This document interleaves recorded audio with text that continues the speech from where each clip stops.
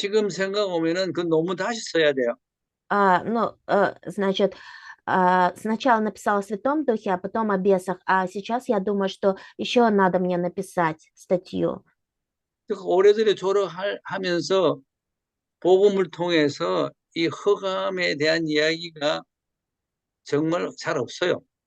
И вот после того, как я выпустился с семинарии, магистратуры, вот на самом деле немного написано статей о тьме, которая бы описывалась вот с точки зрения благой вести. 여러분들은 정말 행운합니다. И поэтому вы очень счастливые люди. 과거에 이 목사가 알지 못했던 것 여러분 지금 다 나보다 같이 알아가는 거예요. Почему? Потому что вот, например, сейчас вы уже можете узнать о том, о чем, например, я не знал в прошлом. 아, 이제 들어가서도 이야기하기로 하고요. Дальше посмотрим. 그다음에 기도죠. Дальше это молитва, 5. 저는 요즘 잘 때, 일어날 때 주로 사도신경 또 주님 기도 십계명으로 합니다. В последнее время, перед сном или утром после пробуждения я, значит, зачитываю апостольский символ веры, потом, молитву Господню Отче наш и 10 заповедей. 사도신경은 성경 전체를 줄인 내용이기 때문에 굉장히 중요합니다. А апостольский символ веры– это вся Библия, описанная вкратце, и поэтому апостольский символ очень важный. 주기도문은 많은 기도의 내용이 있지만은 제일 기본이고 기초가 되는 게 주기도문입니다. Например, очень много вообще различных содержаний молитв, но молитва Господня, Отче наш, это основная молитва, самая базовая молитва. 십계명은 우리가 하나님 앞에 해야 할 거하고 사람에게 해야 할 것이 기록되어 있습니다. А 10 заповедей, здесь говорится о том, что мы должны делать перед Богом, что мы должны делать перед человеком. 1계명에서 4계명까지는 하나님에 대한 계명입니다. С 1 по 4 заповеди– это заповеди, которые касаются Бога, 5계명에서 10계명은 인간에 대한 계명입니다. а с 5 по 10 это заповеди, которые касаются человека. 이 10계명이 잘 안 되는 이유는 첫 계명, 자, 너는 나 외에 다른 신들을 내게 두지 말지라고 그랬습니다. Первую заповедь посмотрите, из этих 10 здесь говорится, да не будет у тебя других богов. 다른 신들 때문에 2계명에서 10계명이 잘 안 될 수 있어요. И потому что не получается вот первая заповедь, поэтому вторая и следующие заповеди тоже могут не получаться. 다른 신들이 방해하면은 성령, 우리가 성령 충만 못 해주고 지장이 되잖아요. А если у нас будут другие боги, тогда это будет препятствием для наполнения Святым Духом, и тогда мы не сможем наполниться Святым Духом. 자, 예배도 주일 성수도 문제 되겠죠? И тогда уже в воскресенье на богослужении, в порядке проведения богослужения тоже появится проблема. 부모님 공경하고 이웃 사랑하지 못하고 사기 놓고 이상한 짓 하는 거 다 그렇게 되겠죠? И тогда уже мы не будем уважать родителей, не будем любить ближнего, будем только обманывать других. 그래서 다섯 번째 기도의 내용을 이야기하다 보니까 사도신경 주기도문 10계명까지 이야기했습니다. 5 слово, которое будет употребляться в 7 уроке, это молитва. И здесь мы говорили об апостольском символе веры, молитве Господней, Отче наш, и 10 заповедях. 자, 상대적인 가치입니다. 6 слово– это относительная ценность. 비교 가치에 여러분 울고불고 할 거 없습니다. То есть это ценность, которая выявляется при сравнении. 어, 예를 들어서 열심히 공부를 해서 회사 들어갔습니다. Ну, например, человек усердно учится, потом идет работать на фирму, 월급을 타서 получает зарплату, 가정이 꾸려가는 거 재밌습니다. и потом, значит, тратит эту зарплату на свою семью, проводит время интересно, 부지런히 성실하게 하다 보니까 진급을 할 거죠. и получается, так прилежно все это делает человек. 이제 부장, 상무, 사장이 다 부럽습니다. А потом, значит, начинает завидовать директору, заместителю директора или там начальнику. 세월이 흘러서 사장이 됐어요. Например, по истечении времени сам становится директором. 사장이 되는 게 목표였는데 Стать директором для него была цель. 더 큰 회사가 보이고 Становится директором и уже начинает думать о большой фирме. 더 큰 명예가 보이고 А потом уже он начинает а, э, сосредотачиваться на большой славе и известности 큰 자리가 보입니다. и начинает уже думать о большом месте. 그래서 밑에 올라오는 상무가 자기 사장 보고 말합니다. И потом, например, вот нижестоящий сотрудник или работник говорит ему: 사장님 축하합니다. директора, 계속 я 계속 поздравляю вас. 어, 계속 자리 잘 보존하세요. 그래. И говорит, что желаю, чтобы вы постоянно как бы придерживались этого места. 사장은 마음속으로 어떻게 생각하냐면은 니도 내 자리에 올라가 봐라. 더 큰 게 보여서 정말 힘들다. А потом этот директор про себя внутренне думает: вот дойди до моего места, и тогда ты поймешь, какие трудности есть для того, чтобы открыть еще большую компанию. 그것이 한마디로 상대적인 빈곤입니다. Вот все это есть относительная бедность, вот эта ценность. 자, 여러분들은 그런 수순 밟기 전에 상대적인 빈곤이 뭔지 확실히 아시기 바래요. Поэтому до того, как прийти на такое место, я желаю, чтобы вы имели правильное понимание об относительной нищете. 우리는 하나님 앞에서 절대적인 빈곤자입니다. Перед Богом мы должны с вами испытывать абсолютное счастье. 하나님의 영의 양식으로 채워가면 채워갈수록 좋은 겁니다. И чем больше мы будем питаться Божьим Духом, тем лучше. 성경 말씀에 보면은 그 자리는 섬김의 그릇이라고 그랬습니다. А если вы посмотрите слово Библия, то говорится, что такое место. Место– это сосуд для служения. 그래서 상대적이고 절대적인 거 확실히 정리하시기 바랍니다. Поэтому я желаю, чтобы вы могли правильно упорядочить относительное и абсолютное.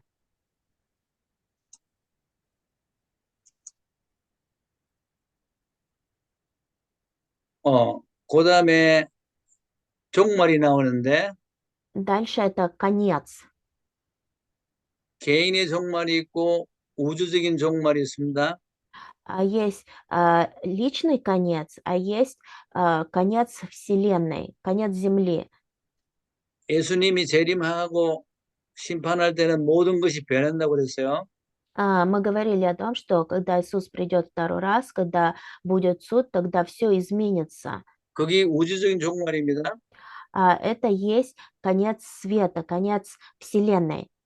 근데 개인이 이 세상을 떠나는 날, 천국 가는 날이 개인의 종말입니다. А конец личный– это когда человек умирает и отправляется в небесное царство.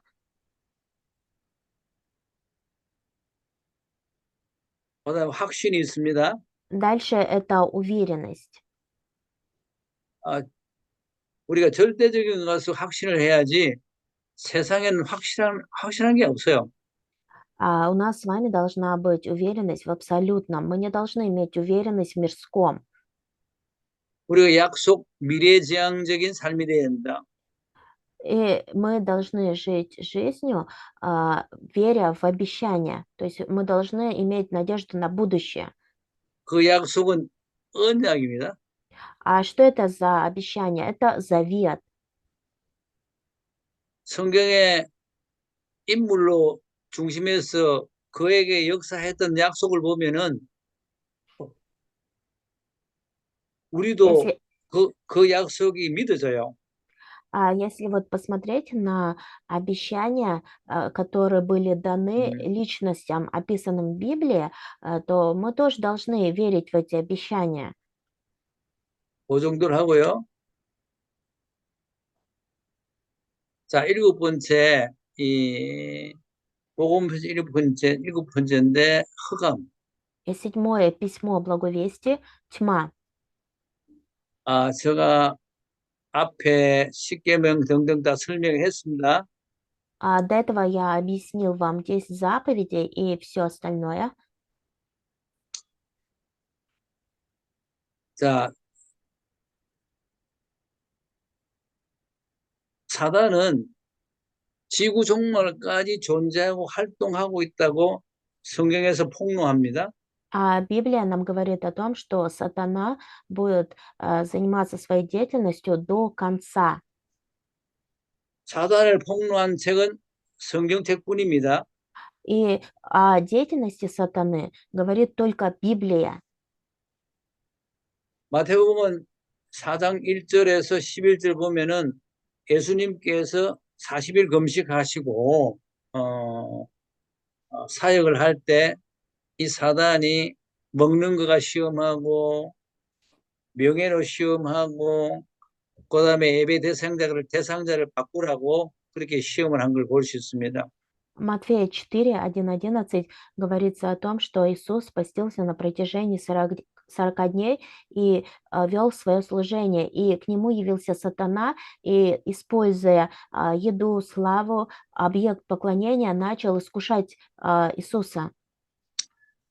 종교적인 경전을 저도 그 타종교에 대해서 뭐 과목이 있으니까 많이 들었어요. И вот раньше, так как был предмет о различных религиях в семинарии, я тоже о многих религиях что-то многое слышал. 사단에 대해서 폭로한 건 내용 없더라고요. Но нигде не говорилось о деятельности, о сфере влияния сатаны. 자기들을 어렵게 하는 사단을 모르니까 종교는 안 되는 거예요. Ну, потому что вот сами не знают о том, что их жизнь осложняет сатана, и поэтому у религиозных людей вот поэтому ничего не получается. 성경은 사단에 대해서 패배자라고 말합니다. А Библия говорит, что сатана — это тот, кто проиграл. 창세기 3장 15절, 베드로전서 5장 8절에 보면은 사단은 이미 깨어졌으면 죽어가면서 발악한다고 했습니다. 1 Петра 5:8, потом в книге Бытия говорится, что сатана, он уже разрушен, он просто барахтается сейчас, беснуется.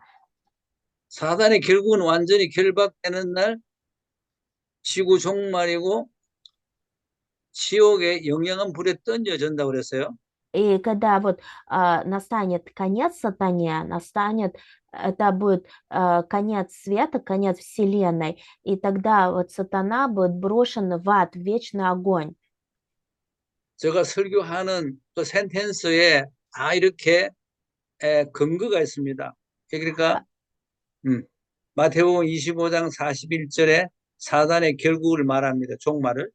А когда я передаю проповедь, я всегда имею такие доказательства. Это вот Матфея 25:41 говорится, что сатана будет брошен в вечный огонь, в ад. 성경에 기록된 내용은 다 종교의 것을 갖다는 없어요. И вот то, о чем говорит Библия, 뭐 불경활, 뭐 공자, 소크라테스 그런 거 없어요. Это не относится там к Будде там, или Конфуцию или еще к кому-нибудь. 그러니까 절대적인 거예요. Поэтому Библия это абсолютное. 이 사단은 아주 고단수요. А сатана на самом деле является мастером. 고단수를 어떻게 말하냐면 자기 존재를 부인하도록 해요. То есть в чем проявляется его мастерство? Он всегда отрицает свое существование. 사복음서에는 귀신투성이죠. А если вы посмотрите на 4 Евангелия, то там много говорится о бесах. 근데 교회에서 말 안 하잖아요. А в церкви не говорится об этом. 속는 거예요. Это обман. 다른 거 보고 뭐 이상하다 왜 자꾸 사단 이야기하나 이래. А другие, например, когда говоришь о сатане, они говорят, что странный. 저도 한국에서 목회할 때 정신 들어서 오늘 교회 오면 내가 어찌할 수 없어요. 그때 기도하고 보냈어요. А также, когда я в Корее еще занимался пасторской деятельностью, когда приходили люди с психическими болезнями, я вообще ничего не мог делать, и поэтому я просто молился за этих людей, отправлял их домой. 속으로 안 왔으면 싶어. А вот внутренне я вообще думал, ну, что мне это вообще не нравится, и лучше бы я этого вообще не делал. 목사인 내가 속아서 그래. А почему так происходило? Потому что, несмотря на то, что я был пастором, я обманывался. 하나님 앞에 악한 종이죠. А получается, что перед Богом я был таким негодником, злым человеком. 사단은 확신음대로 따라다니기 때문에 Сатана следует за 복음에 대해서 확신을 가지면 피해갑니다. Сатана следует за теми людьми, которые не имеют уверенности. И поэтому, когда у нас будет уверенность в благой вести, тогда сатана отступит от нас. 사단은 너가 영적인 복음을 아는지 성령 인도를 받는지 알아요. А вот сатана, он знает, знаете ли вы духовное, получаете ли вы водительство. 우리는 사람에게 인정받아야 되겠고 하나님께 인정을 받아야 되겠고 사단에게도 인정을 받아야 해요. Мы должны получать признание от людей, от Бога и также от сатаны. 여섯 번째는 가족의 틈만 있으면 해방을 해요. И дальше шестое– это семья. Как только получается удобный момент, случай у сатаны, он сразу начинает проникать внутрь семьи. 이 세계의 제일 좋은 제도는 교회입니다. А самая лучшая система в этом мире– это церковь. 다음은 가정입니다. А после церкви идет семья. 쉬지도 않고 이 사단은 교회를 무너뜨리려고 하고 가정을 무너뜨리려고 그래요. А сатана, он пытается привести к падению церковь и семью. 미국의 작년에 이혼이 46%, 한국이 45%라고 그랬어요. 이 통계하게. По статистике говорят, что в прошлом году процент разводов в Америке был 46, а в Корее 45% разводов было. 미국이 100상을 결혼하면 46명은 6상은 이혼. 한국은 100상이 결혼하면 45상이 이혼. Ну, получается, что если 100 человек вступили в брак, 100 пар, то из них 46 развелись. Это в Америке. А в Корее, если, например, 100 пар заключили брак, то 45 из них развелись. 교회는 이런 프로테이는 아닙니다. Но это как бы все не происходит в церкви. 한국에 있을 때 10년 동안 목회를 하면서 한 쌍밖에 이혼 안 했어요. И вот в Корее тоже многие разводятся. 교회 밖에는 이 사단이 정말 이혼만 시켜요. Вот вне церкви сатана использует вот эти разводы. 요즘 학교에 가면 애들이 어, 엄마 만나러 간다, 아빠 만나러 간다, 이혼한 가정들 말이야. 그렇게 이야기하니까 이혼하지 않는 가정에서는 그게 좋을 듯 하단 말이에요. Например, вот сейчас, если посмотреть на школы, да, то дети говорят, что там пойдет встретиться с мамой или пойдет встретиться с папой. Это говорится о том, что очень большой процент разводов. 모든 학생들은 그렇게 말해요. 엄마, 우리는 언제 이혼해? 그래. Вот даже как школьники, они сами вот говорят, что их родители в разводе. 자, 이런 풍경은 아주 나쁜 거 아닙니까? Разве это неплохо? 자, 사단은 도우면서 방해합니다. Сатана, он делает вид, что помогает нам, на самом деле он создает препятствия. 사단은 인간들이 제일 좋아하는 거, 먹는 거, 그다음에 명예, 이런 거 있죠? 그런 걸 자꾸 그걸로 먹고 배부르고 출세하라고 자꾸 도와요. Вот сатана, он использует то, что больше всего нравится человеку. Это там еда, или там слава. И он делает так, что ну, как бы помогает человеку, чтобы он сытым был, чтобы у него карьера строилась. 사단이 도우면서 방해한다는 것 꼭 알아요. И поэтому вы должны запомнить, что сатана, он помогает, но на самом деле он создает препятствия. 불신자는 구원 못하도록 도우면서 방해해요. И также вот сатана делает так, чтобы неверующие не получили спасения. Он как бы им помогает, но через это он, наоборот, препятствует получению спасения. 그런 불신자를 도우면서 방해한다. 그러면은 불신자 6가지 상태를 이렇게 생각하면 돼요. А вот сатана, он помогает неверующим, но в то же время он препятствует получению спасения. Это здесь можно просто подумать, взять на заметку 6 состояний неверующего человека. 만약에 여러분이 설교를 할 때 사단에 대해서 좀 말해야 되겠다 할 때는 이 도우면서 방해하는데 불신자 상태면 하나, 둘, 셋, 넷 할 거 없고요. 그 6가지 중에 한두 개만 얘기해도 10분, 20분 할 수 있어요. Например, когда вы проповедь передаете, и вам надо говорить про сатану, вам надо рассказать, что сатана помогает, но в то же время создает препятствия. И поэтому, если вы хотя бы даже из 6 состояний несколько состояний возьмете и будете проповедь передавать, то на это уже у вас уйдет 10-20 минут. 여러분들은 설교에 생명을 걸어요. Вы должны отдать всю свою жизнь ради проповеди. 기초를 제대로 하고 응용을 하고 설명을 해요. И поэтому вы должны сами хорошо усвоить эту основу, базу, и чтобы вы могли преуспевать в этом и объяснять это. 기초를 에서할 법칙을 해요.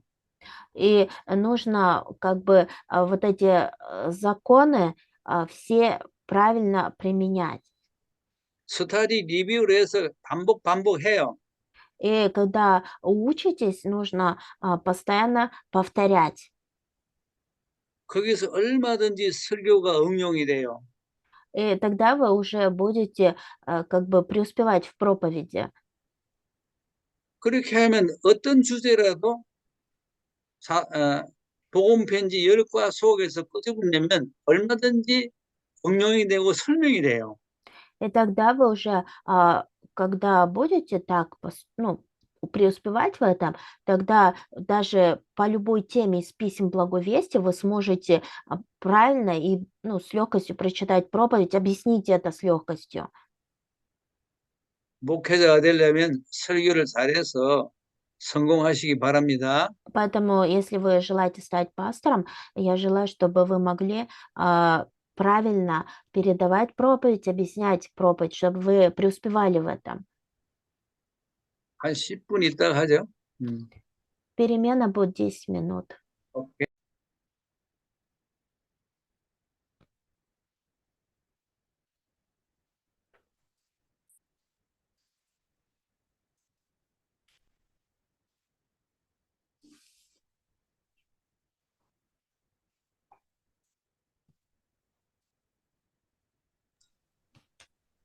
어, 내게 안 보이는데? 전도사님, 네, 내게 안 안 보여. 보여. 어? 그 밑에 누르면 돼요. 가만히 있어요. 요건가?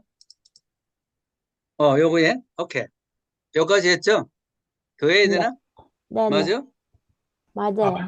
아니요, 오케이. 밑에 그 비디오 보면은 있습니다. 비디오라고. 오른쪽에, 왼쪽에 보면 오디오 있고 비디오 있죠? 그 비디오를 아니, 켜세요. 지금 나왔는데요. 내가 하던 아니요, 목사님 얼굴 지금 안 보여요. 내 거요? 네네. 오케이. 그러면 5대까지 했지? 아까 기도. 여기서 시작하면 돼요. 오케이, 오케이. 그 아까 사탄 때에서. 어, 그러면, 90, 오케이. 제가 마지막 시간에 포럼을 한다고 준비하라고 했는데, 몇 사람 준비되어 있는지 한번 물어보세요. Получается, пастор говорил уже объявление, что на последней лекции мы будем делиться форумом. Подготовились? Кто подготовился? Сколько человек?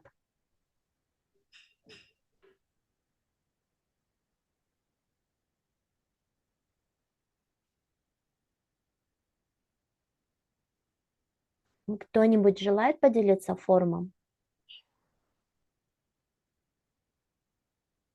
Не подготовили? 한번 숫자로 세줘 보세요. Сколько человек, пастор спрашивает, подготовили форум?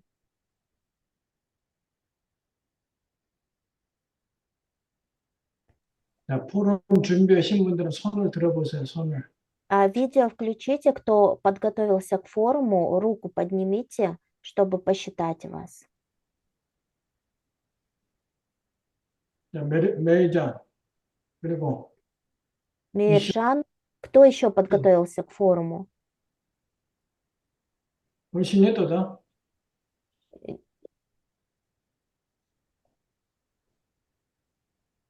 Никто не подготовился? 아질라, 나질라, 샌데, 니 갔다고? Адина, Ольга не готовили форум? 한 사람 준비했네요. 왜냐하면 어제 약속을 했기 때문에 포럼 하는 분의 시간을 남겨두려고요. 한 Просто 사람요? вчера... 한 네, 사람요? 예, 네, да. 알았습니다. 한 10분 남겨주면 되겠네. 오케이, 시작합니다. 여덟 번째, 사단은 불신자가 구원받지 못하도록 도우면서 방해합니다. Значит, сатана, он помогает неверующим, но препятствует, чтобы получили спасение. 그럼 불신자의 관심이 뭔가 이런 빨리 생각이 나요? Но вот в чем заинтересован сатана? Вам в голову сразу это не приходит? 빨리 생각이 안 나면은 기억력이 없어 그런 게 아니고 복음의 영적인 복음의 내용을 확인 뿌리 체질이 안 돼서 그래요. Но почему это так у вас? Потому что не потому что вы там глупые, а потому что благовестие еще не запечатлелось, не укоренилось, не стало вашей сущностью. 사단은 말할 거예요. 너 아직 그 상태에 있구나. А сатана говорит: ты, оказывается, до сих пор в этом состоянии. 네 우상 좋아하구나. Тебе же нравятся идолы. 너 자식 좋아하구나.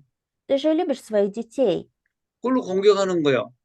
И потом через это сатана начинает атаковать вас. 자식 막 자랑하도록 하는 거예요. Делает так, чтобы вы хвалились, гордились только своими детьми. 우상이라면 보이는 우상, 보이지 않는 우상 있잖아요. А вот идолы есть видимые, есть невидимые. 그걸 하라고 하면서 도우면서 방해하는 거예요. А сатана, он говорит: поклоняйся идолам. Он как бы помогает вам, а в то же время он, наоборот, создает препятствия. 얼마든지 설교의 제목에 따라 복음 편지 10과 안에서 얼마든지 응용하고 설명되어져요. Вот 10 писем благой вести вы тоже в какой-то степени уже понимаете, можете сами объяснить это, рассказать. 이게 원리라든가 그 기초라든가 본질에서 흘러 안 나오면은 나무 거 계속 들어봐요. 이게 어떤 주소인지 헤매다가 제대로 독사도 못하고 흉내도 못하다 끝내요.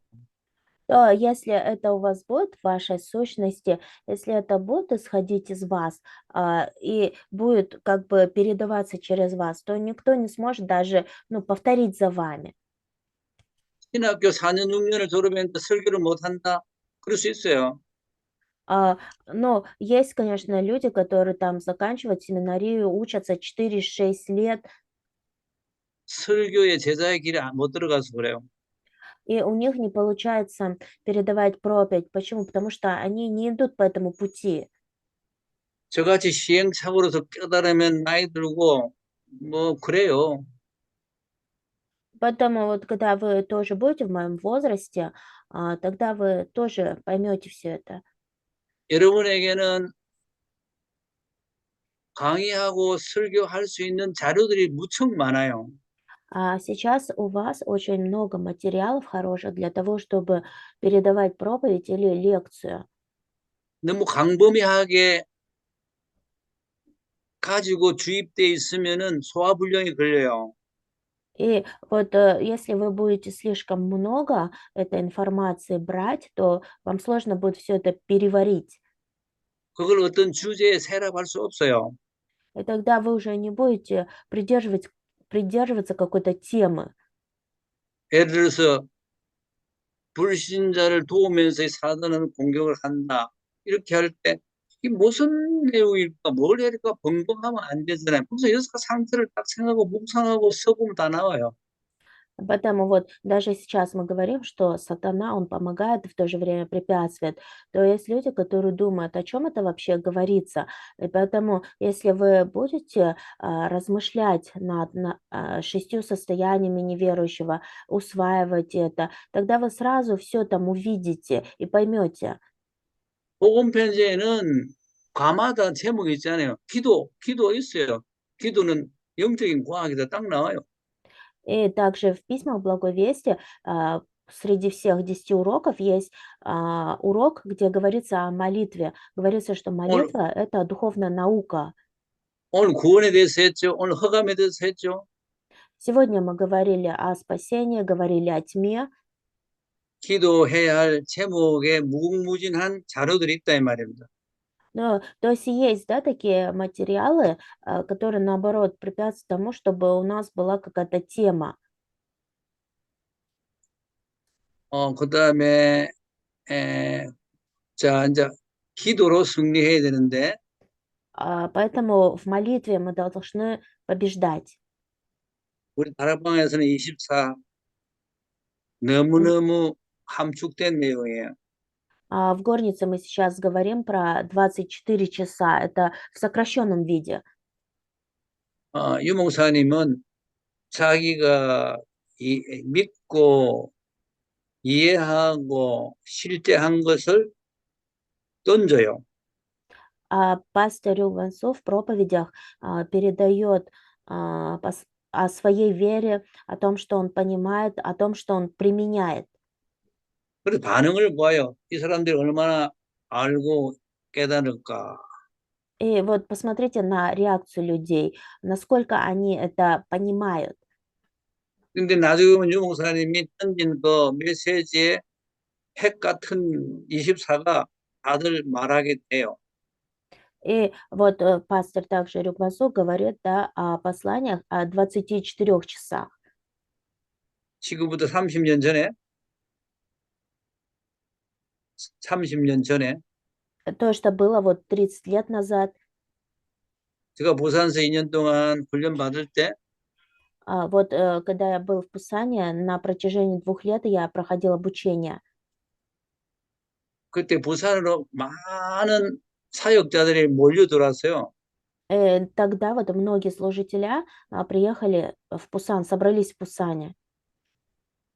자, 그러면은 부산 그때 동삼교회 이름 동삼교회 사역자들이 제일 잘 깨달아요. И там, получается, на тот момент эта церковь называлась Донсам, и вот служителя этой церкви, они больше всего понимали. 부산보다 먼 데가 대구고, Получается, они были первые, кто пришел, ну, были в Пусане. 더 먼 데가 서울이고, А потом вот Сеул, 미국이나 해외에서는 더 멀어요. а вот если говорить про Америку, то еще как понимание, еще, ну как, еще дальше. 그만큼 복음의 깨달음이 그런 식으로 점차적으로 나아가더라고요. Ну, то есть получается, что благая весть таким образом распространяется, и понимание, да, вот в Пусане лучше понимали, потом в Сеуле уже чуть хуже, и в Америке еще хуже.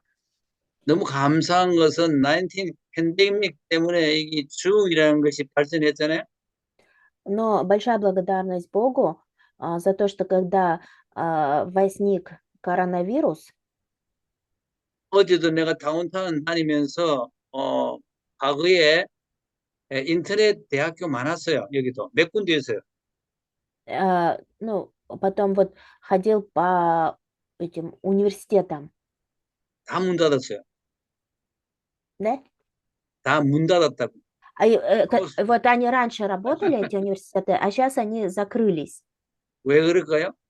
Почему? 줌 때문에. Из-за Зума. 요즘 대학생들 반이 학교 안 가요. 줌으로 공부해요. Вот студенты сейчас многие вообще не посещают учебное заведение, потому что учатся через Zoom. 나는 세계 복음화를 위해서 19 그 팬데믹이 완 줄 알아요. И вот коронавирус, вот что я понял, чем он полезен для всемирной евангелизации. 여기서 우즈베키스탄 얼마 멉니까? 하와이까지 멀죠? Получается, расстояние между нами и вами очень далекое. 지금 한 공간에서 이야기하는 것 같아요. Такое ощущение, как будто мы находимся на одном месте. 자, 우리가 무시로 기도한다면은 이 춤을 얼마든지 더 활성화할 수 있어요. 활성화할 수 Поэтому 있어요. вот для непрестанной молитвы мы можем применять также вот этот Zoom. 자, 7배로 공격한다고 그랬어요. 무슨 말이냐면 우리가 사단에게 한 번 허용하면 7배로 더 가해온다고 그랬어요. И дальше говорится о том, что если мы позволим сатане хотя бы раз атаковать нас, тогда он будет на нас действовать с силой в 7 раз больше.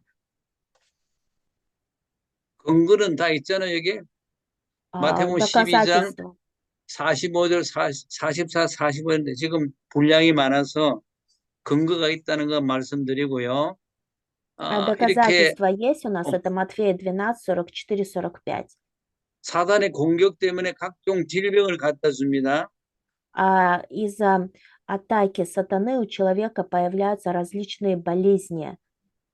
마태복음 8장에 보면은 각종 질병을 예수님은 고쳤다 하는데 그 앞에 다 고쳤다는 말이 들어있어요. 다 고쳤다. Матфея 8 глава, посмотрите, здесь говорится о различных болезнях, и перед каждой болезнью говорится о том, что Иисус исцелял эту болезнь. 정신적인 문제도 갖다 줬죠. Сатана приносит психические болезни. 전번 강의에 사단 마귀로부터 선악과를 따먹고 이 정신 문제 때문에 하나님이 불렀는데 동문서답한 거 봤죠? До этого мы говорили, что человек, значит, съел плоды с дерева познания добра и зла, он согрешил из-за того, что у него психические проблемы. И потом, когда Бог к нему пришел, он скрылся, потому что ему было стыдно. 예, 다른 성경에도 보면은 얼마든지 정신 문제를 말씀하고 있어요. Поэтому даже в других местописаниях вы также можете увидеть о том, что говорится о различных психических болезнях.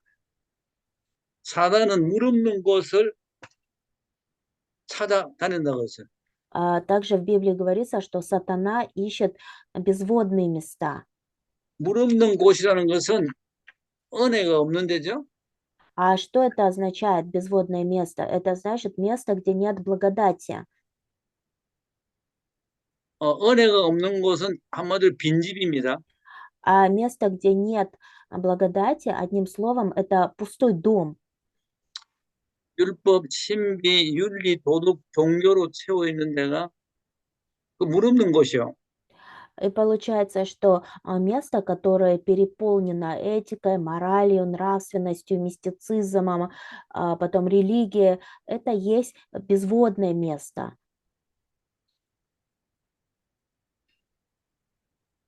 그 다음에 사단은 15번째 보면은 예배 축복을 못 받도록 방해하는 거예요. Также сатана создает препятствия для того, чтобы не получили благословение богослужения. 마태복음 4장 8절에서 11절 한번 찾아봅시다. Давайте посмотрим Матфея 4, 8, 11.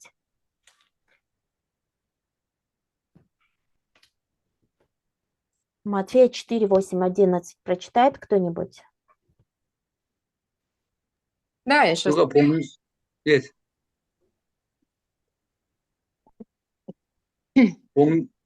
봉독해 주세요. Опять берет его дьявол на весьма высокую гору и показывает ему все царства мира и славу их. И говорит ему: «Все это дам тебе, если, пав, поклонишься мне». Тогда Иисус говорит ему: «Отойди от меня, сатана, ибо написано: Господу Богу твоему поклоняйся и Ему одному служи». Тогда оставляет его дьявол, а все ангелы приступили и служили ему. Аминь. 예수님이 40일 금식하면서 공생에 처음 시작을 했는데 처음 손님이 마귀요. 그 마귀가 40일 금식했으니까 돌을 떡덩이 되게 해 먹으라고 그랬어요. 배고픈 걸. 또 그 다음에는 명예를 산에서 뛰내리라. 그리고 예수님이 마귀 말 듣겠어요? 물러가라 하니까 마지막에 예배 И 대상을 바꾸라고 합니다. 자, здесь говорится о событии, когда Иисус постился на протяжении 40 дней и вел свое служение, и первый гость, который явился к нему, это дьявол. И так как Иисус постился с постом, постился 40 дней, поэтому сатана начал его искушать и говорить: преврати этот камень в хлеб. Или потом он говорит: скинься с самого высокого места. И последнее он говорит ему, чтобы Иисус поменял объект поклонения. 9절에 보면은 만일 내게 엎드려 경배하면 했어요. 마귀가. 9 стих, посмотрите, дьявол говорит: все это дам тебе, если, пав, поклонишься мне. 모든 것을 내게 주겠다고 그랬어요. Он говорит: все это дам тебе. 우리 성도들에게도 마귀가 시험하는 것이 물질명의 예배입니다. И также вот каким образом дьявол искушает верующих. Он использует материальное, славу, богослужение. 물질 때문에 우리가 넘어지면 아주 낮은 단계고 А если мы упадем из-за материального, то мы окажемся на самом низком месте. 명예 때문에 넘어지면 그건 조금 높은 단계고 А если мы упадем из-за славы, конечно, мы чуть выше окажемся. 예배 때문에 넘어지면 그건 큰 실수요. А если мы упадем из-за богослужения, то это самая большая ошибка. 제가 목회 오래 하면서 성도들을 관찰해 보면은 Я занимаюсь долгое время пастырской деятельностью и наблюдаю за верующими. 주일날 예배만 드려도 예배는 신앙생활은 그렇게 유지가 되더라고. Ну, есть такие верующие, конечно, которые преподносят всего лишь один раз в воскресенье богослужения, но они сохраняют всю свою верующую жизнь, поддерживают свою жизнь веры. 그러니까 예배가 너무 중요한 겁니다. А поэтому богослужение имеет очень важное значение. 성경 다음으로 많이 읽는 책이 철로 역정이랍니다. А после Библии, вторая книга, которую больше всего читают, это «Путешествие пилигрима». 존 번연이 천국 가는 길을 사다리에 비유했더라고요. Получается, Джон Бонниан, автор этой книги, написал «Путешествие пилигрима в небесную страну», и здесь есть в этой книге сравнение про сатану. 하루 빠지면은 사다리 눈금이 하나 없다는 거요. 올라가는 Поэтому, 길에. 오케이. например, если человек пропустит один раз богослужение, то это как бы шанс для сатаны. 예, 한 번 빠지면 예배가 다음 주에 또 나갈 수 있어요.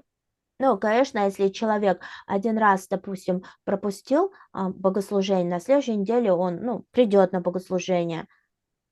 천국 올라가는 사다리 눈금이 두 개, 세 개 빠지면 스스로 못 올라가요. А потом, если он уже 2-3 раза пропускает богослужение, то уже он потом сам уже самостоятельно не придет на богослужение. 사역자들이 찾아가서 이렇게 부축하고 와야 돼. И тогда служители церкви уже должны пойти, привести его обратно в церковь. 그만큼 예배가 중요하다는 이야기입니다. Но это говорит о важности богослужения. 그다음에 주일 성수하는 거, Дальше 전도하는 게 중요하죠. это воскресный день, и важное значение имеет проповедование. 왜 주일 성수해야 할까요? Почему мы должны соблюдать воскресный день? 물론 성경에는 하라고 했지만 우리가 조금 설명을 해보면은 Библия говорит нам о том, что мы должны соблюдать воскресный день. 주일에 돈 쓰면은 그 불신자들 도와주는 거예요. Вот когда воскресный день, тогда мы помогаем вот неверующим. 한 달에 4일만 딱 돈 안 써도 그 굉장히 세이브 돼요. 저축이 된단 말이에요. Ну, получается, вот в месяце есть 4 воскресенья. 전도는 왜 또 싫어할까? А вот сатане что больше всего не нравится? 전도에서 구원한 자를 자꾸 하나님 백성을 만들면은 사단의 백성들이 줄어들 거 아니야. А вот 마귀 сатане, 자녀였으니까. 응. дьяволу не нравится, когда верующие идут на проповедование. Почему? Потому что неверующие получают спасение, а неверующие — это ведь чадо дьявола. 마태복음 8장 44절에 너희 아비 마귀라고 그랬거든. Говорится от Иоанна 8:44, ваш отец дьявол. 나는 수십 년 전에 복음을 통해서 불신자가 너희 아비 마귀 자녀를 할 때 너무 심한 이야기다 그랬어요. 속으로. И вот Диана, переоденься. когда это говорят, что отец ваш дьявол, то я вот внутренне тоже думал как-то, про это по-другому. 됐어요, 이제? Да. 설명 다 했어요. 오케이. 네. 근데 예수님이 그렇게 말씀하셨더라고. Вот, 마귀 자녀라고. сам Иисус, оказывается, сказал, что ваш отец дьявол. 그러니까 하나님 자녀의 마귀 자녀란 말이야. То есть говорится, да, что чадо Божие, чадо дьявола. 전도에서 하나님 자녀 만들면은 마귀들의 종들이 줄어들잖아. Поэтому, когда мы проповедуем, тогда мы, значит, из неверующих людей делаем чадами Божьими. Это говорит о том, что сокращается число чад дьявола.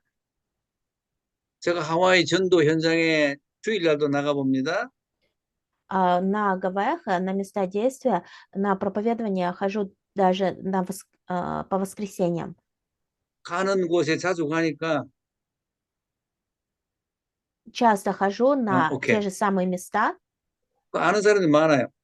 и поэтому там очень много знакомых людей. 어떤 분은 아이고 목사님 저는 주일인데 일하러 나왔는데 미안하네요 그래. И вот есть некоторые люди, они говорят: ой, пастор, вы даже в воскресный день вышли работать, даже неудобно как-то перед вами. 이래가 구원받겠습니까? 그래. И потом говорят, вот такие люди получат спасение. 교회 근사인데 Старшая диканиса, да, так говорит. 영적으로 얼마나 무지한지 몰라요. Получается, что она вообще находится в духовном невидении. 누구 책임인가? А на ком лежит эта ответственность? 아니, 목사 책임이야. На ответственном пастыре. 우리가 영적으로, 복음적으로 무지한 게 너무 많습니다. Часто мы проявляем 음, неведение в духовном и в евангельском. 자, 우리는 영성을 새롭게 하기 위해서 5가지를 꼭 기억을 해야 되겠습니다. И для того, чтобы возобновить нашу духовность, мы должны обязательно запомнить 5 пунктов. 복음의 깨달음이 있어야 되겠습니다. Первое, мы должны иметь понимание благой вести. 전도사님 여기 5, 6, 7이라는 게 있어요. 단어가 안 보이는 것 같네. 어떤 거? 요게. 요게. 아닌데 3번. 요게 5, 6, 7이라는 게 있어요. 5, 6, 7? 5, 6, 7. 여기 있네요, 있죠. 오케이. 있어요. 예, 여기 있어요. 음. 내가 왜 5, 6, 7이라고 했을까요? Здесь в материале пастор написал «Благая весть 5, 6, 7». А как вы думаете, почему? 전도사님 아시나 싶어가지고 미안하지만 그 복음 편지 5과 6과 아니요? 에? 그 괜찮아요. 5과 6과 7과 복음 편지 아니요? 그런 게 아니고 잘 들어보세요. 5는 예수는 그리스도. 5, вот здесь цифра 5 это Иисус Христос. 예수는 하나님의 아들이요 구원자죠. А Иисус это Божий Сын, Спаситель. 그럼 둘 다 왔죠. Получается. 그리스도는 삼직이죠. Потом 3 должности Христа.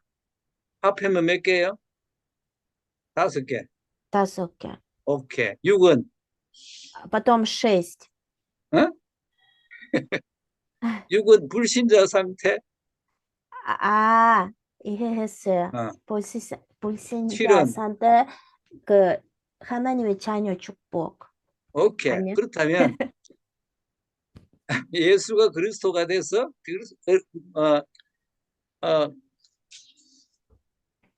문제 해결자잖아요. 그렇죠? 유일한 해결책이 예수 그리스도잖아. Получается, 5 это означает Иисус Христос, Божий Сын, Спаситель, является разрешителем всех проблем. 거기 5 단위요, 그죠?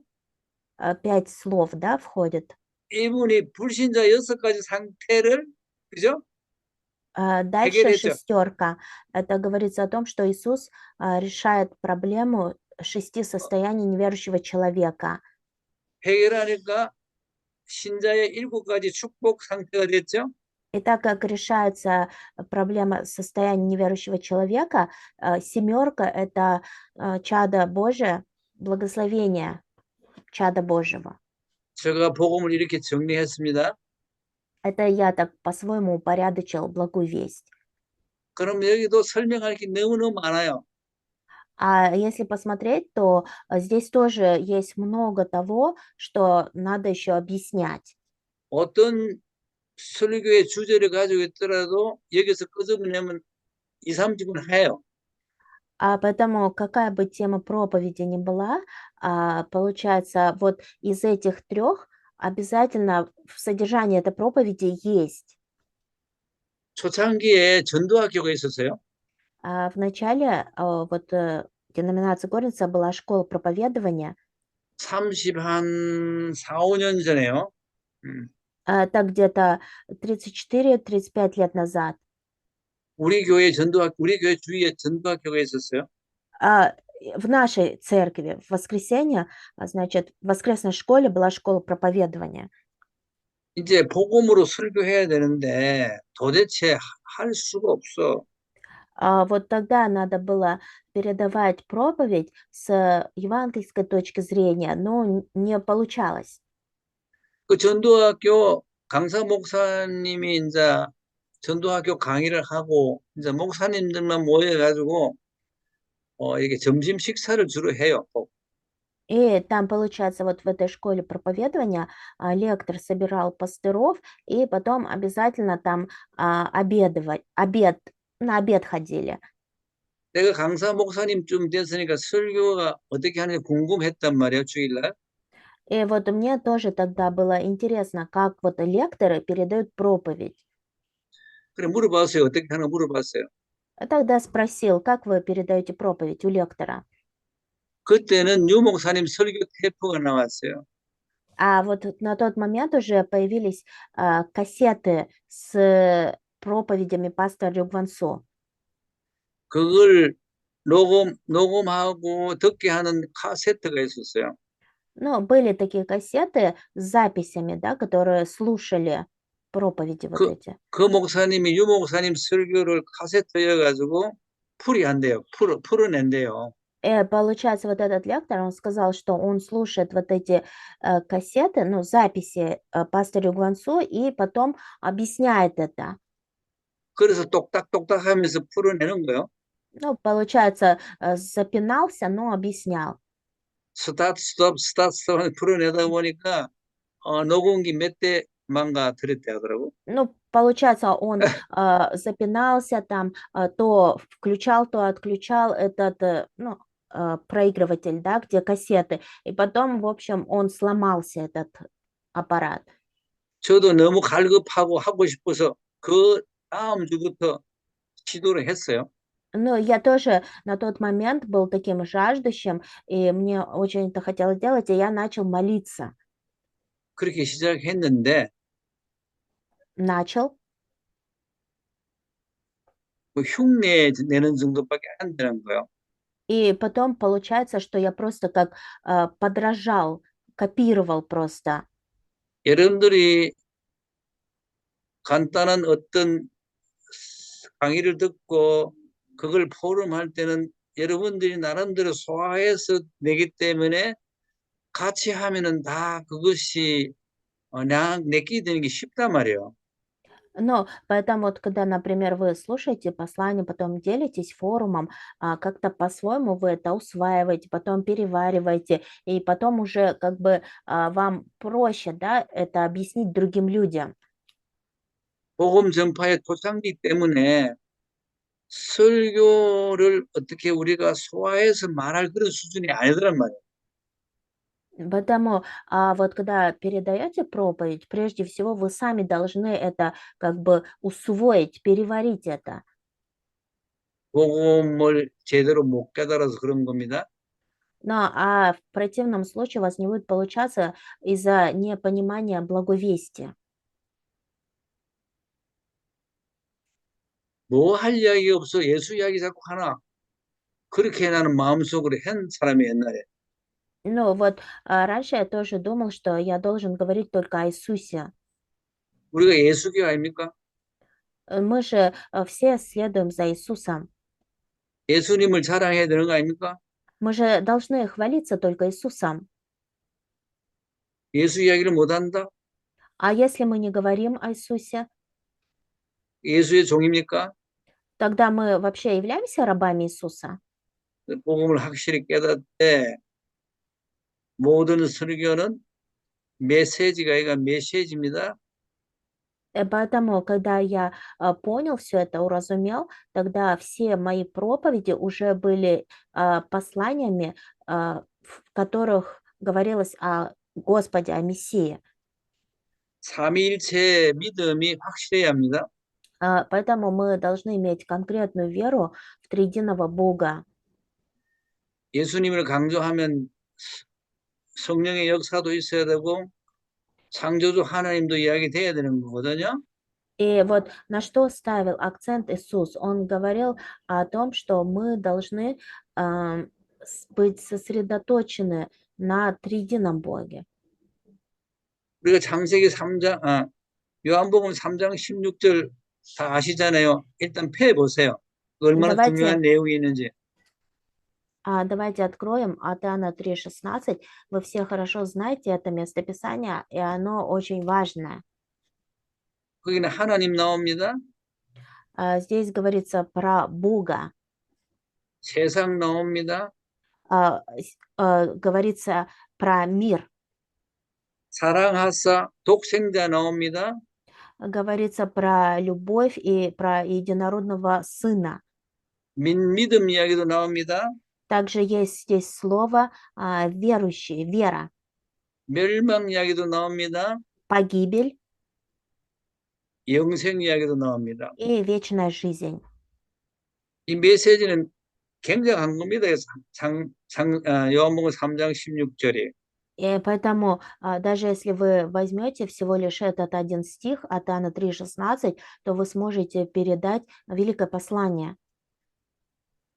이 사실을 우리가 숙고하고 또 마음속에 담고 또 기도하면은 삼일체에 대한 믿음이 믿음에 대한 확신을 갖게 되는 겁니다. Поэтому, когда мы усвоим, как бы переварим это местописание, вложим его в свое сердце, и когда мы будем молиться, держась за это слово, тогда у нас будет появляться крепкая вера в триединого Бога. 자, 우리 삶의 방법을 한번 보겠습니다. Давайте посмотрим метод жизни.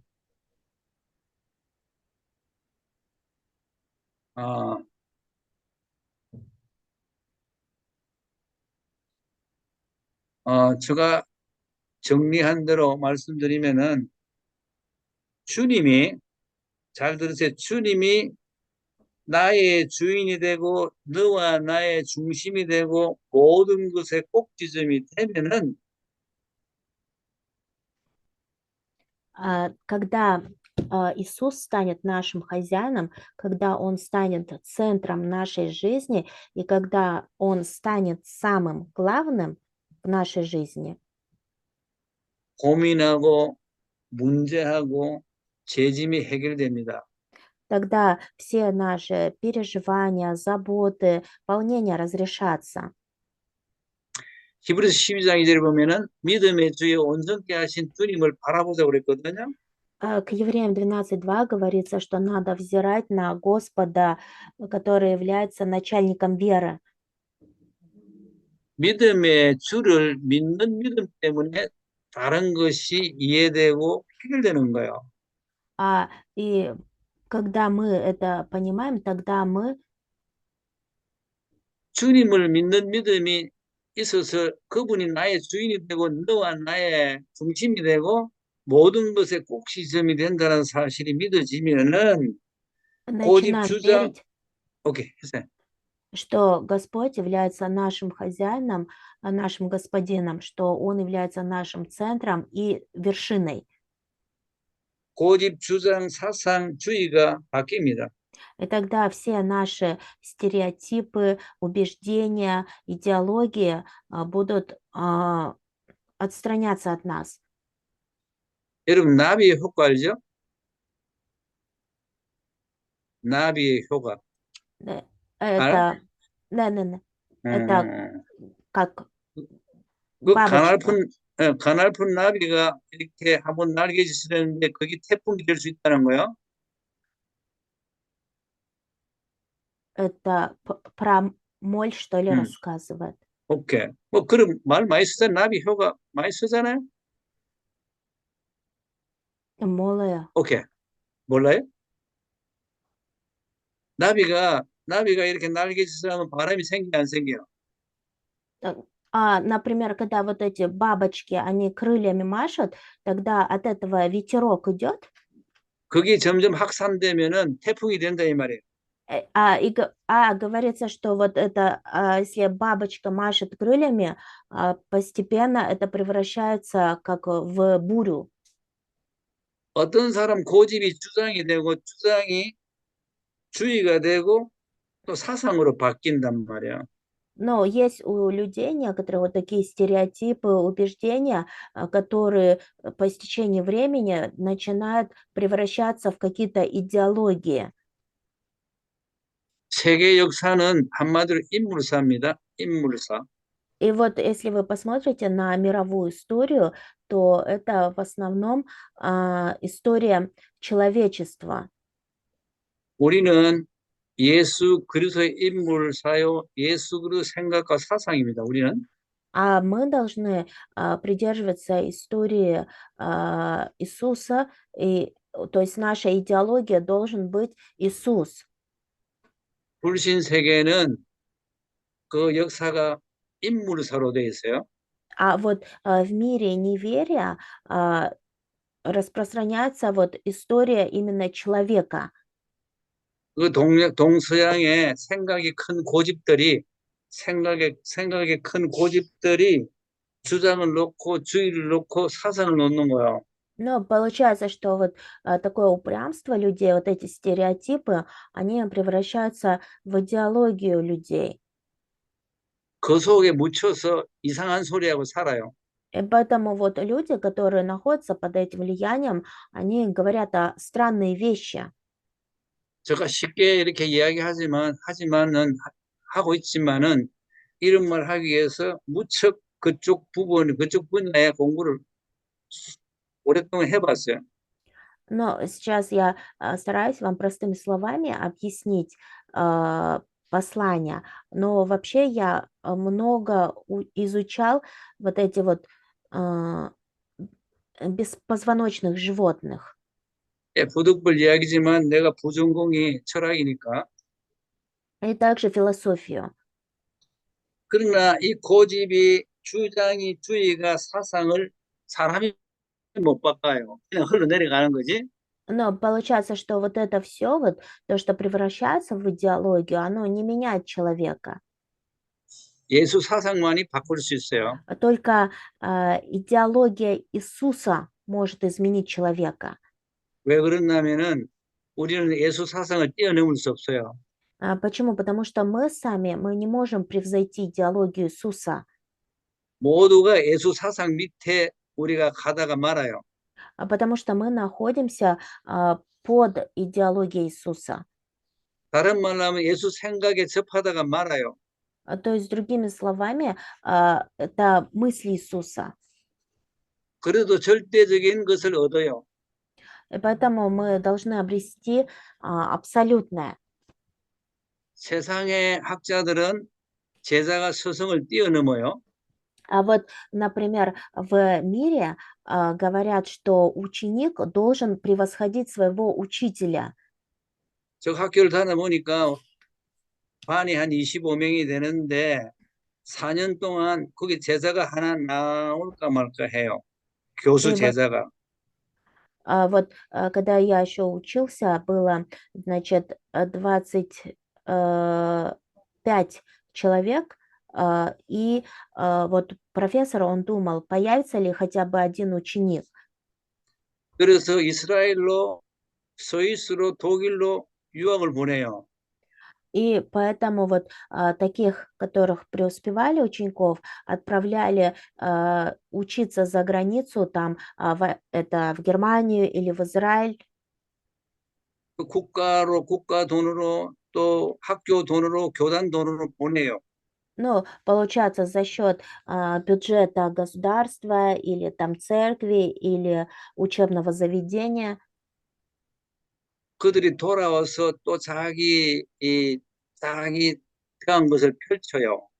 Ну, вот отправляли на учебу за границу, и потом, когда они возвращались, они, значит, делали презентацию. 자기 주장을 하기 위해서는 자기 배웠던 사람들이 자기 논문에 풋노트 정도밖에 안 돼요. Ну, получается, что вот эти люди, они как бы писали вот эти дипломные работы, да, основаны на их убеждениях. 그럼 제자가 스승을 밟고 넘어가죠? И получается, что вот ученик, он как бы следует за учителем. 계속 그렇게 하니까 뭔가 다람쥐 쳇바퀴를 도는 거예요. Ну, получается, что как это круговорот идет. 그래서 내끼 옳다고 주장하다가 사오고 쫓겨나고 그래요, 학교에서. И потом начинают, значит, про свои убеждения там говорить. 학생들은 교수 붙들고 학교 조사 내고 데모하고 그걸 냈을 때 했어요. И потом вот постоянно вот это вот взаимоотношения вот эти между учителем и учеником.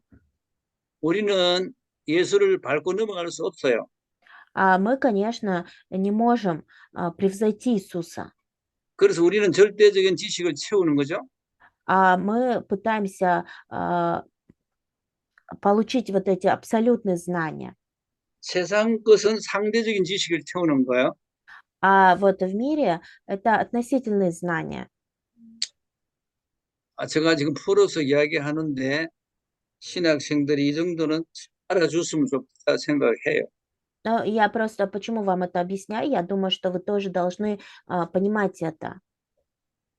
믿음의 주요 예수 그리스도를 바라보던데 우리가 믿음으로 주를 바라보면은 염려가 없어지고 나의 경험을 앞세우지 않게 되고 선입견을 버리게 돼요.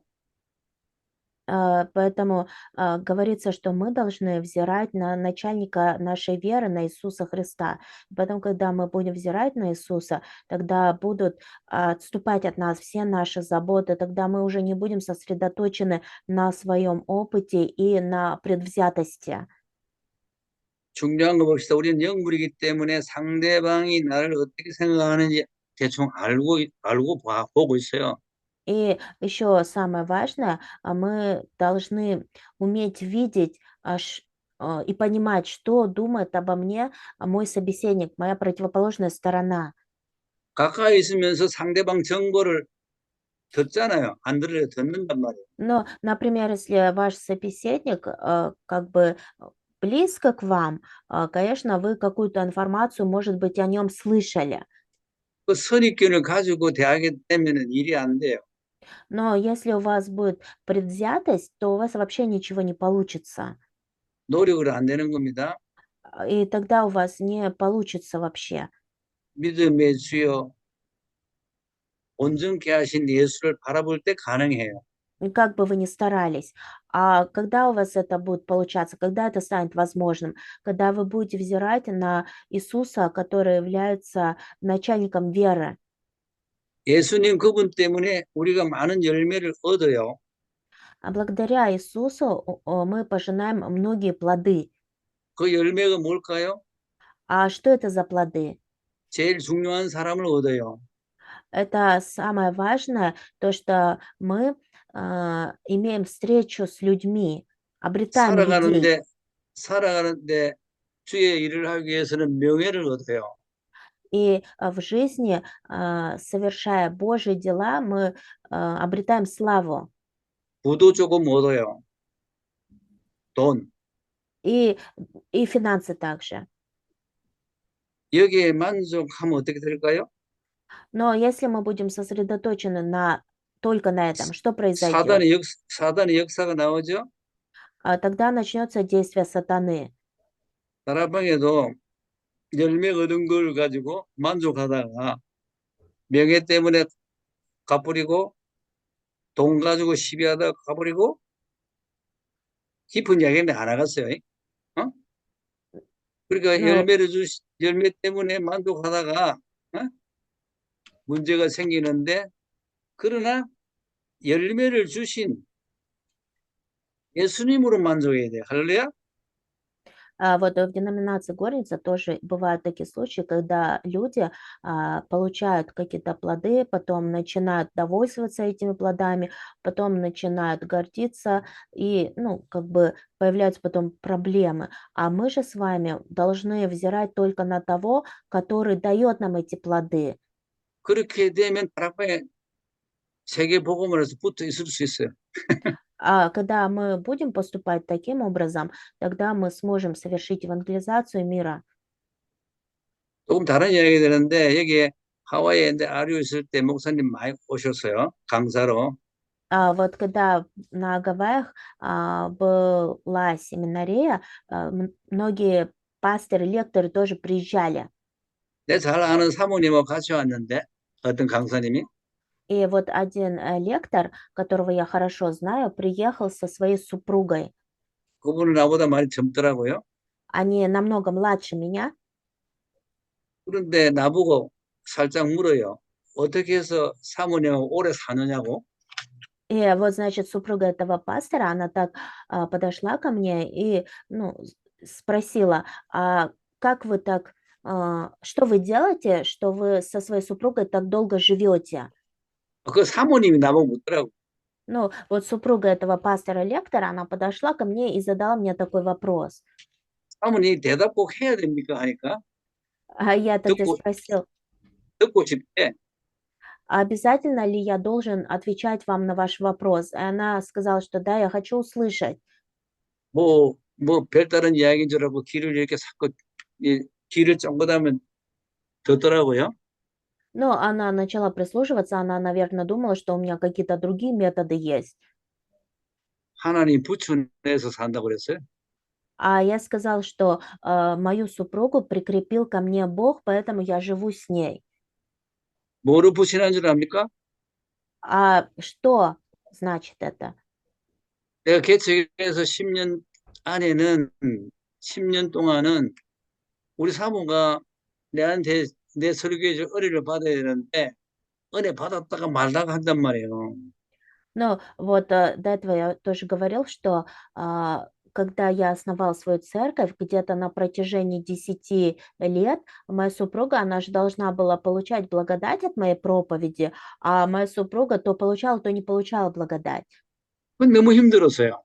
Поэтому было очень тяжело. 복음을 알고 복음적 설교를 하니까 설교에 별 불만이 없어요. А потом, когда я уже познал истинную благую весть, тогда 우리 у меня уже не было какого-то ропота, и я уже не проявлял недовольства. 우리 교회 성도 중에 제일 귀한 성도가 사모입니다. И вот сейчас уже среди всех верующих нашей церкви самая ценная прихожанка – это моя супруга. 복음 때문에 우리 집사람 부친한 거야. Бог прикрепил ко мне мою супругу ради благой вести. 나는 그렇게 이해합니다. Ну, я это так понимаю. 자, 포럼 한 사람이 하시겠다는데 하시기 바래요. Там, Миржан, вы говорили, что подготовились к форуму. Можете сейчас поделиться форумом.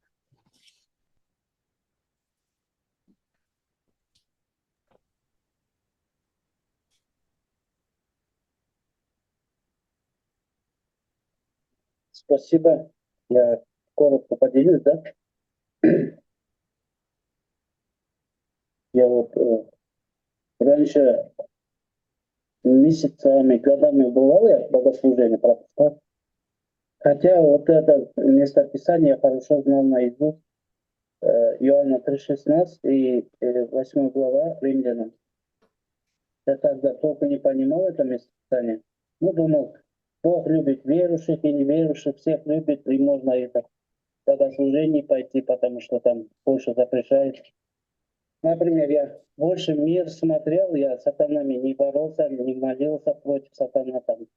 И в миру люди грешат же, вот, пьет вместе пью, там, курит вместе курю, там, например. И если в церковь пойду, мне запрещает не курить, не пить, 30 раз везет. И запрещает там неверующие не жениться там. И мне все это надоело было. Хотя у меня сердце тянуло. У меня мысли были, что возможно потерять спасение или невозможно. Вот эта неуверенность была у меня. А когда я...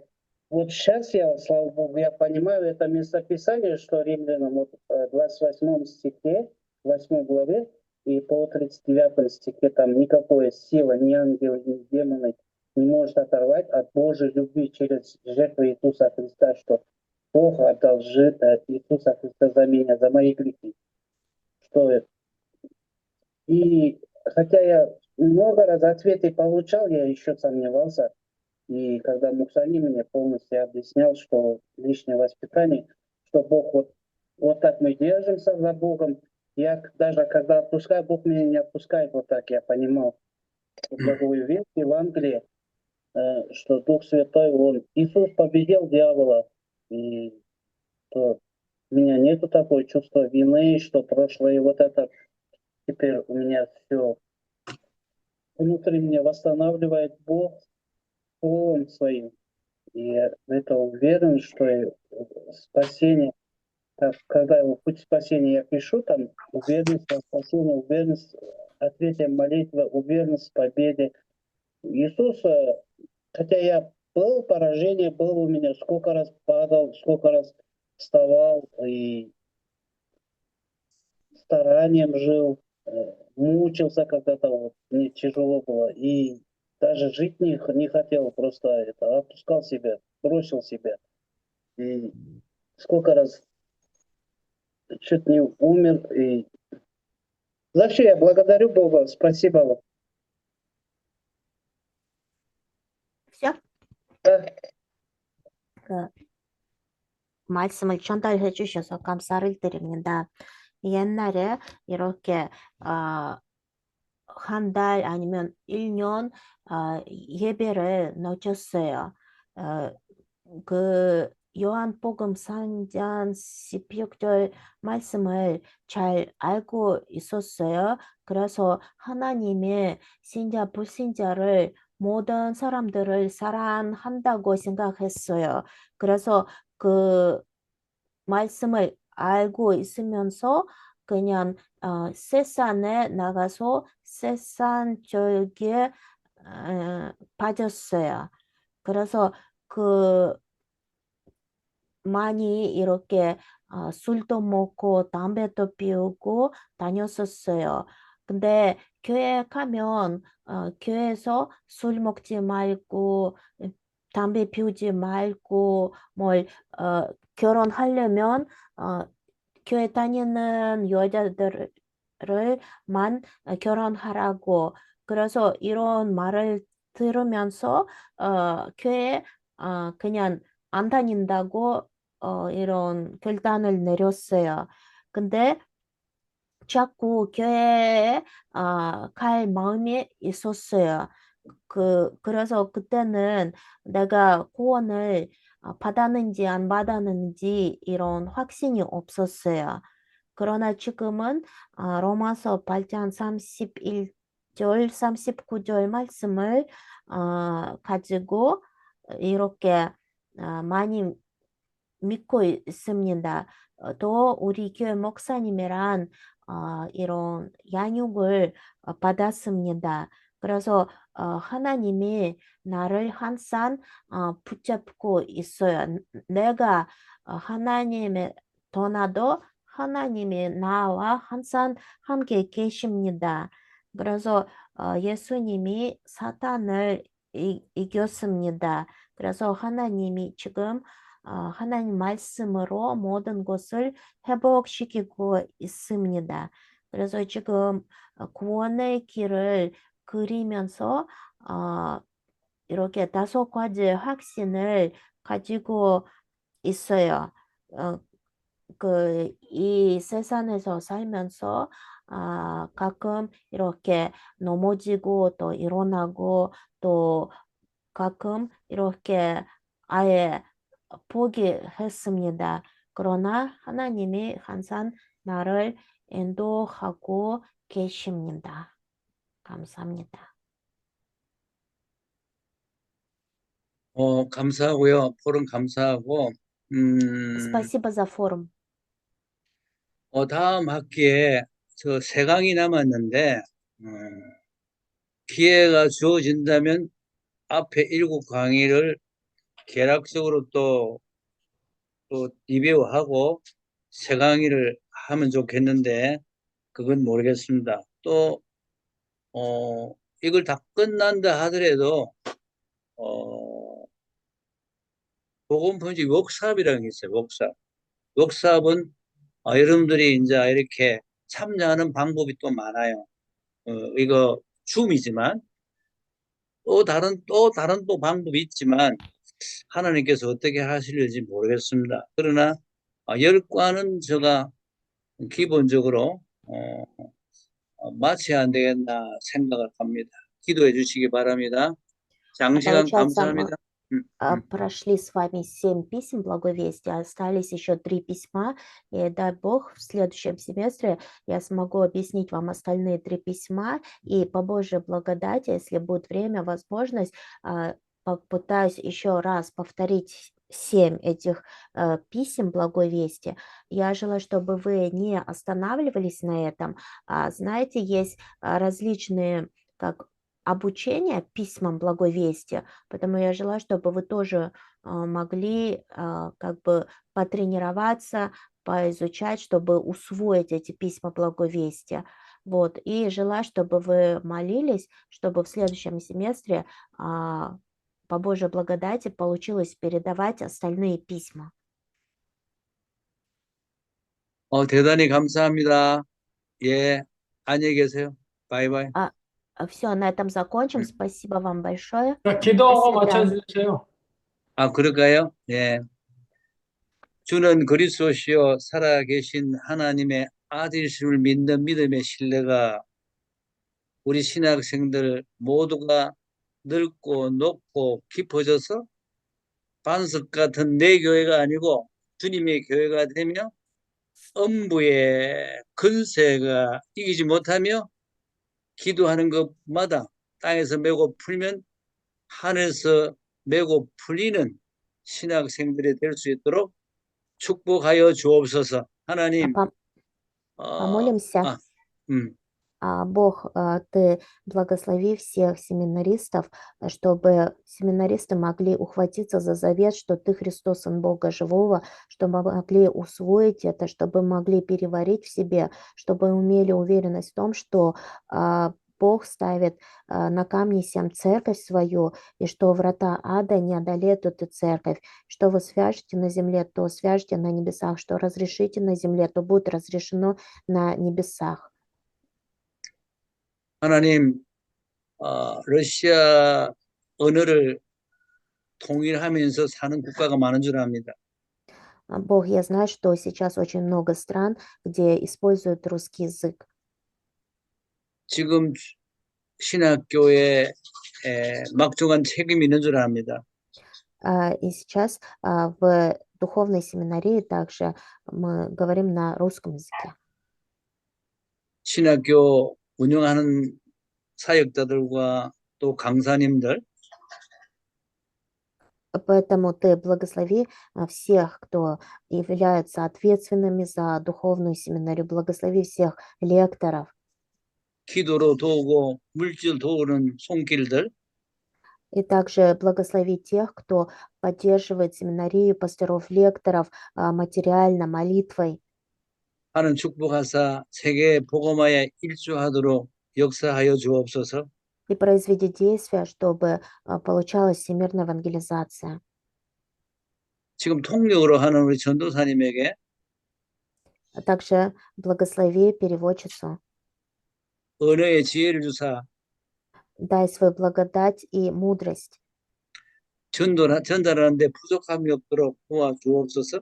и помоги, чтобы в переводе не было недостатка. 예수 그리스도 이름으로 기도합나이다. 아멘. Молились именем Иисуса Христа. Аминь. 아멘. 자, 감사합니다. 수고하신 목사님 감사합니다. 감사의 박수 드리겠습니다.